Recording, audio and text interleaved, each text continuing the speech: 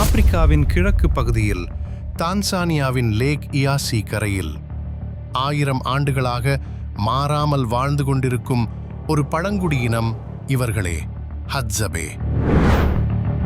இன்றும் நம்ம முன் நின்று கொண்டிருக்கும் கடைசி ஹண்டர் கேதரர் இனங்களில் ஒன்றாக இருக்கிறார்கள் ஹட்சாபேவர்களின் வாழ்க்கையின் ஆரம்பம்.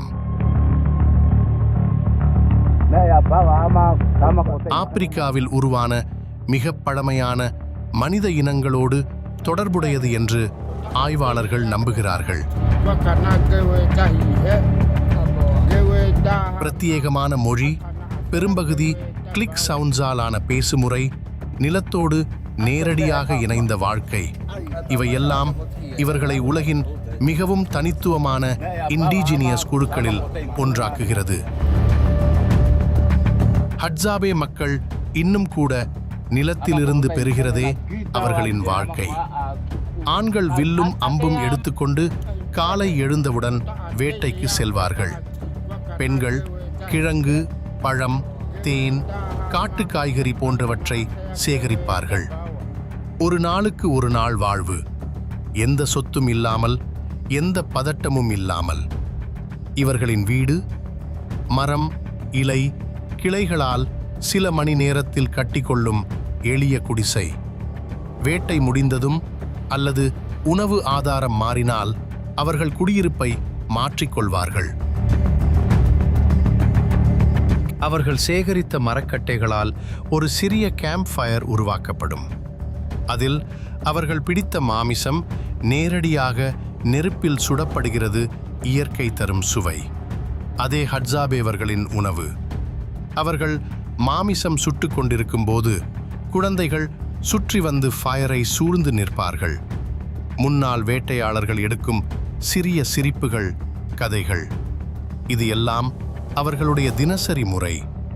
சில ஹட்சாபே ஆண்கள் வேட்டைக்கு பிறகு ஓய்வு எடுக்க அவர்கள் பயன்படுத்தும் ஒரு பாரம்பரிய புகைத்தல் முறை.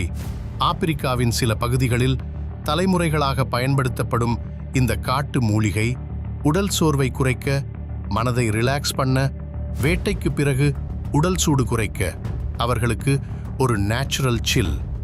அவர்கள் இதை சிரிப்போடும் கதைகளோடும் ஃபயர் சைடில் இருந்து கொண்டு ஷேர் பண்ணுவார்கள்.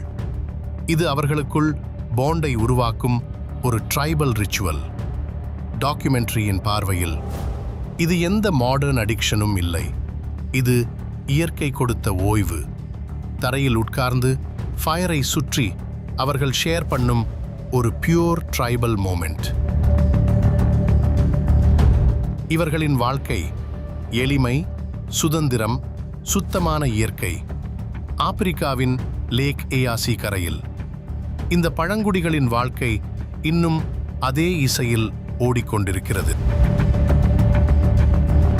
ஹட்சாபே மக்கள் இயற்கையை இறைவன் போல மதிக்கிறார்கள். வானம், மரம், காற்று, தன்னை விட பெரிய சக்தி, இது எல்லாமே அவர்களின் ஆன்மீகம்.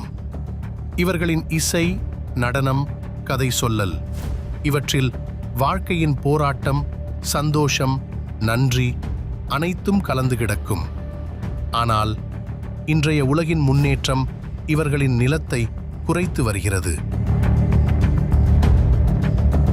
டூரிசம், லேண்ட் டெவலப்மெண்ட், வேட்டை விதிகள், இவை ஹட்சாபே வாழ்க்கையின் மீது ஒரு பெரிய அழுத்தம்.